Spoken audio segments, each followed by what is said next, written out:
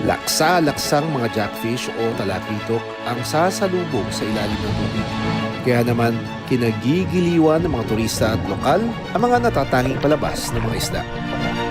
For some reason, during the pandemic, nawala yan eh. Ngayon, bumalik na raw sila. Kung gaano katotoo yan, alamin natin. May epekto nga ba sa mga talakitok ang laganap na pagdalo ng mga tao sa kanilang tirahan? Pero napaka-awkward ang position ko.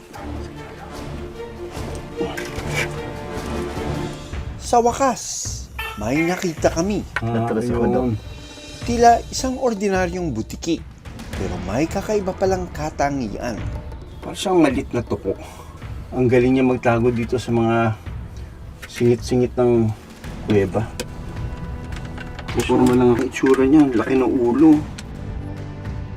Okay lang daw. Kita utak. First time ako nakakita ng ganito, true and true.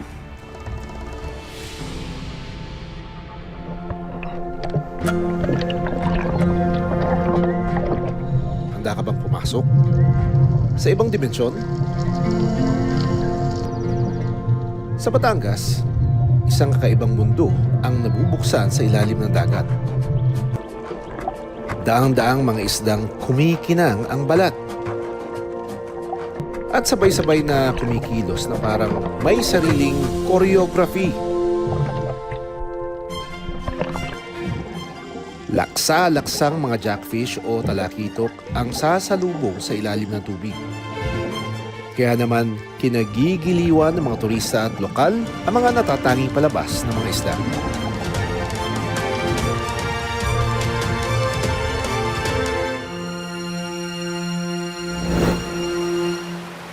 Halos 40,000 kilometro ang baybayin ng Pilipinas.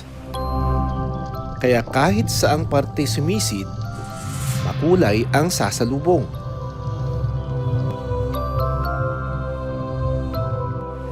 Dito sa Batangas, may malapyestang street dance pero underwater version. Ang mga isda, parang may choreography. Sabay-sabay na lumalangoy ang mga talakitok na tinatawag ding maliputo. 20 minutes mula dito sa resort natin ngayon. Babiyahe tayo dun sa lugar na yun para tignan niyo isa sa mga pinupuntahan ng mga turista, yung ipo-ipong jackfish. For some reason, during the pandemic, nawala yan eh.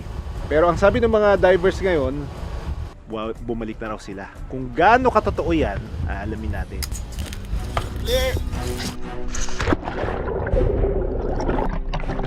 Sa ibabaw pa lang, ito na ang tumambad sa amin.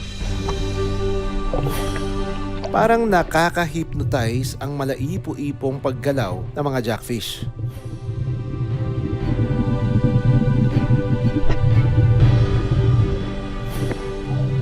Nang makalapit pa kami, parang ibang mundo na ang aming pinasok.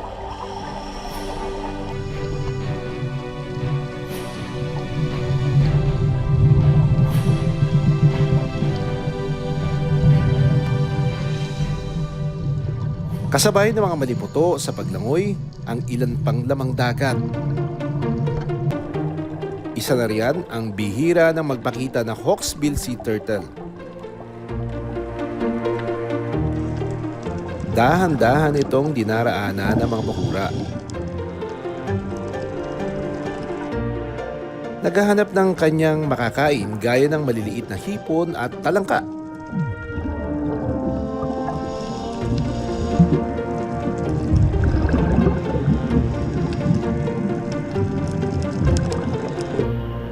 Ang grupo naman ng red-toothed triggerfish, swimming bodies din ng mga jackfish. Kapansin-pansin ang kakaibang hugis ng buntot nito na malabuan. Ang species na ito ng triggerfish, maituturing daw na hindi gaanong agresibo kumpara sa iba nitong kalahi. Pero angat pa rin ang ganda ng kulay pilak na kaliskis ng daang-daang na talakitok. Back to school na ang mga jackfish na ito. May ilang naka-fall in line, naghahanap ng makakasama, Habang marami, dito nakijoin sa Ipo-Ipo Under the Sea. Schooling ang tawag sa pagsasama-sama ng mga talakitok. It's protection nila from predators, yung mga pwedeng kumain sa kanila. Kasi pag nag-grupo-grupo sila, para isa silang malaking animal na hindi sila basta-basta atakihin ng mga predators. The other thing kung bakit sila naggrupo, no, is they can do spawning, yung yung nangingitlog at ma-fertilize yung egg. Sa dinami-rami ng magkakasamang talakitok, paanong tila iisa sila kung mag-isip? Ang sagot, matatagpuan sa kanilang katawan. Kung makikita nyo yung talakitok, meron siyang guhit sa gilid ng katawan. Ang official technical term is a lateral line. Pero hindi lang siya guhit. Parang may mga scales siya na maliliit, which serves as sensors. Ang lateral line ng mga isda ay binubuo ng mga sensory organ na kung tawagin ay neuromast. Ang organ na ito ay may maliliit na buhok at nasi-stimulate tuwing may pagbabago sa alon o vibration sa ilalim. Ito ang nagbibigay ng signal sa paggalaw ng isda. Mala pelikula kung titignan ang sama-samang paglangoy ng mga talakitok sa Batangas. Ang isdang ito, isa rin sa mga hinuhuli at kinakain. At sa mababaw lang lumalangoy ang mga jackfish o maniputo. At madalas ay sama-sama pa.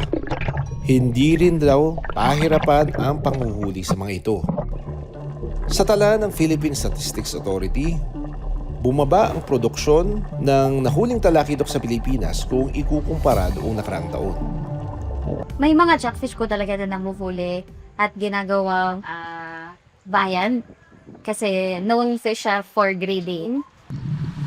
Sa mga marine protected area naman, may mga lugar kung saan ipinagbabawal ang panghuhuli sa mga talakitok. Dito, hinahayaang makapangitlog, makapagparami at patuloy na mabuhay ang mga isda. Itong mga pelagic species kung tawagin, itong mga lumalangoy sa malalayo, gaya ng mga jacks, galunggong for example, marami naman yan mangitlog. Kaya lang, hindi rin yan sila anli. Kung overfishing din, overexploitation din, walang habas na panghuhuling gagawin natin, mauubos at mauubos yan. Ang nakamamanghang paglangoy ng mga jackfish, ila dagdag atraksyon narito sa Batangas. Hindi na lang kasi simpleng bakasyon ang dinarayo ng mga turista dahil marami na rin ang gustong makaranas ng pakikipagsayaw kasama ang mga talakitok. Kanya-kanya silang paandar.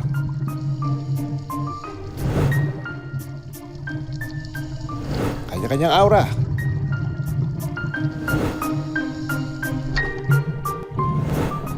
Pero ang ganitong tagpo, may epekto nga ba sa pamumuhay ng mga talakitok? Maaring may masamang maidudulot ang labis na interaksyon ng mga tao at grupo ng talakitok. Kung lagi may nagda-dive doon, diba? Tapos lagi mong ginugulo yung panganganak nila, aalis at aalis yun. Kasi nga, stress out sila, hindi na conducive yung condition. Ganun siya. Kung nais makipaglangoy kasama ang mga jackfish, mas mabuting magkaroon ng distansya sa mga isda ng 2 metro o higit pa. May mga certain distances na hanggang dito lang tayo so that hindi sila masyadong naapektuhan. But we can still watch them in a way na na-amaze tayo. Para mapangalagaan ang mga jackfish at ibang panghihamang dagat, sisikapin daw ng lokal na pamahalaan na pagtuunan pa ng pansin ang pangangailangan ng kanilang nasasakupan. Regular din po ang monitoring ng ating mga bantay kalikasan or mga bantay dagat natin. Sinisiburo nila, lalong-lalo na doon sa ating mga marine protected areas or MPAs na hindi masisira yung ating mga bahura. At saka regular din po yung ating mga coastal cleanups.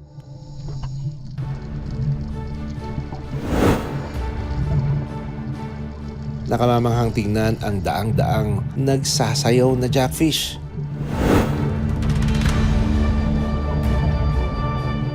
Pero paalala lang na sila'y buhay at hindi mga display. Hindi sila nariyan para maging props. Laging tandaan, tayong mga tao ang dumadayo sa kanilang mga tirahan sa ilalim ng dagat. Kaya nararapat lang na bilang mga bisita, respeto at pangangalaga ang ating hatid sa kanila.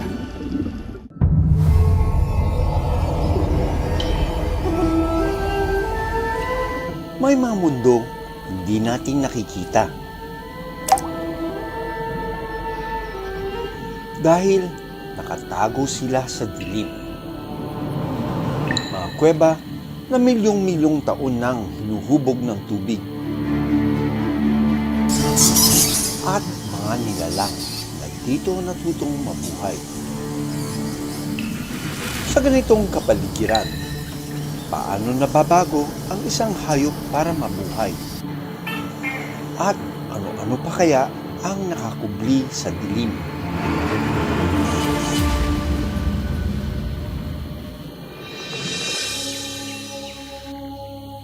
Sa isang liblib na kuweba sa Cagayan, may nakatira raw na butiki na kasing kulay ng bahaghari. Pero para makita ito, kailangan muna naming pasukin ang mundo nito. Tinatawag na alley cave, and dito na-identify na merong mga horseshoe bats, and yun tinatawag nilang rainbow gecko. And ito, handa tayo, nagdala tayo ng mga safety gear. Hindi biro ang pumasok dito. So, kita mo yung height niya. Very narrow. It's a nice cave. Huh? May mga bahaging kailangang gapangin.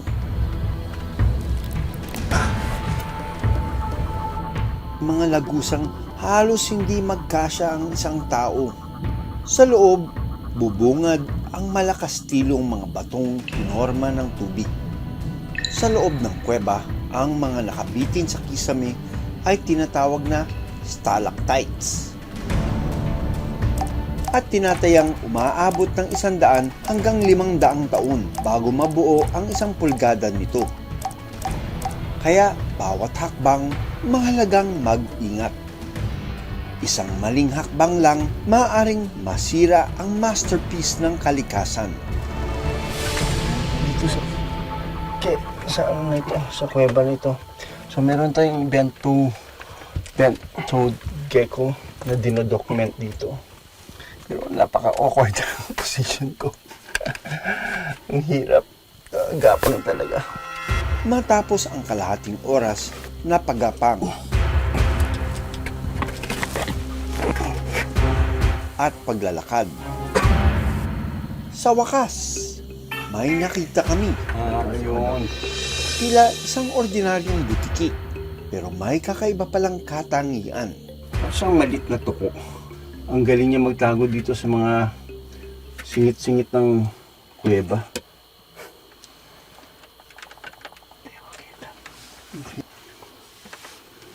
Tsura niya, laki ng ulo. Ang haba ng buntot. Akalain mong ordinaryong butiki, pero specialized siya. Dito siya sa kuweba nakatira. Tapos tignan natin yung belly niya. At nang tamaan ng ilaw ang kanyang tenga, may isang nakakagulat na nangyari. Parang tumagos ang liwanag sa katawan nito. Kita utak sa tenga. O yan, oh. First time ako nakakita ng ganito, true and true, yung ilaw sa kabilang side ng tenga ng gecko nito.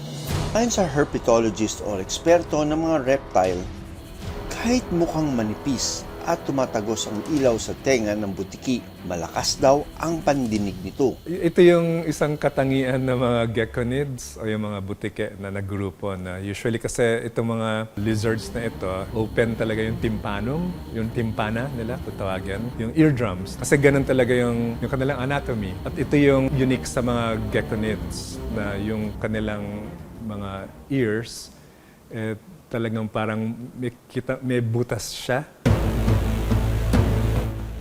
Very limited pa ito. Akala natin kasi na may mga species na very widespread sa Pilipinas, no? Katulad nitong gecko na ito. Yung akala natin na species na very widespread, meaning makikita sa more than one locality or sa buong Pilipinas, ay hindi pala totoo, no?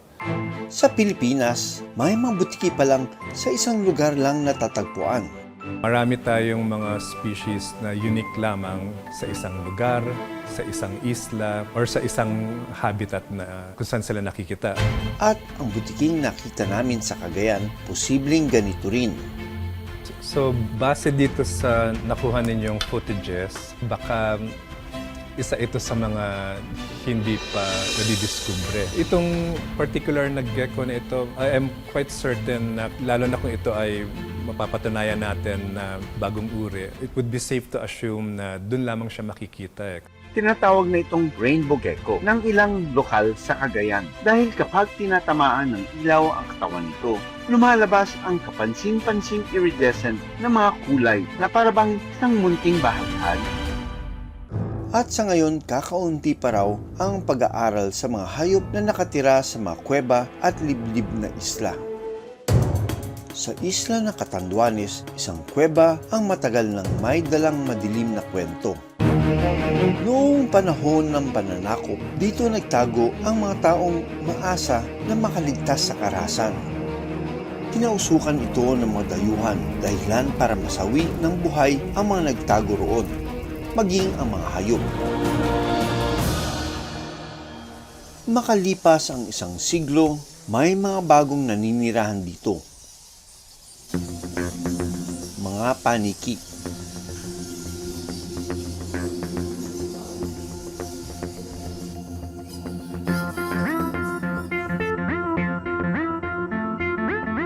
Dinarayo na rin daw ito ng mga turista.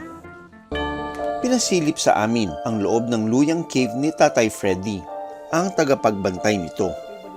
Nag-guide ang mga nagtutur-guide dyan at saka naglilinis ito. Parang utility. Yun ang katungkulan ko dito sa Luyang Cave. Habang pinasok namin ang loob ng kuweba, tumambad sa amin ang isang mahabang kawayan at lambat. Pag ito nang unaan natin, yung kawayan, nilalagyan ng malaking ginagawa nilang parang silo sa dagat. Ngayon, ang gagawin nila, ilagay nila sa mga apiking lugar, itirador nila. Ang mga ito, ginagamit bilang bitag para mahuli ang paniki. Lambat ito nilalagay dito sa kawayan, parang pabilog. Ganyan. Pag nakapasok na dito malam ang paniki, baba nilang kawayan, papatay nila yung mga paniki. Ang banta sa buhay ng sinumang naninirahan sa kuweba hindi pa rin nawawala. Ang paniking ito patay na ng aming abutan. Ito, tinamaan na, di pa nakaalis na, nakakapit pa. Kaya pag alis nila, mga ilang minuto, babagsak na ito dito. Kasi minsan papasok sila dito, ito 5, hanggang doon na kami 5. Nung pag-alis namin, sasalis eh. Kaya samantala nilang pumasok din. Walang tao rito. Ginagawa niluluto nila, ginagawa nila pulutan. Ang mga paniking minsang naging atraksyon, talo pa na dumanas ng gyera sa pagkaubos ngayon. Sa batas, mahigpit na ipinagbabawal ang paghuhuli ng anumang uri ng buhay ilang, kabilang na ang mga paniki. Ang sinumang lalabag dito ay maaaring pagmultahin ng 1 hanggang 300,000 piso. So we're planning to hire 2 watchmen po para mabantayan po namin talaga yung mga kumukuha ng mga paniki po. And as for the tourists naman po, they're very aware naman na bawal po nilang hawakan or bawal silang kumuha po ng paniki and anything po na nasa loob ng Luyang Cave kasi protected po to ng DENR. Sa dilim, may buhay na hindi pa natin nakikita. Pero kapag naaabot ng tao, maaari na itong mawala. Ako si Doc Nilsen Donato. Ako si Doc Ferds Resio. Born to be wild. Maraming salamat sa panonood ng Born to be Wild. Para sa iba pang kwento tungkol sa ating kalikasan, mag-subscribe na sa GMA Public Affairs YouTube channel. Maraming salamat sa panonood ng Born to be Wild. Para sa iba pang kwento tungkol sa ating kalikasan, mag-subscribe na sa GMA Public Affairs YouTube channel.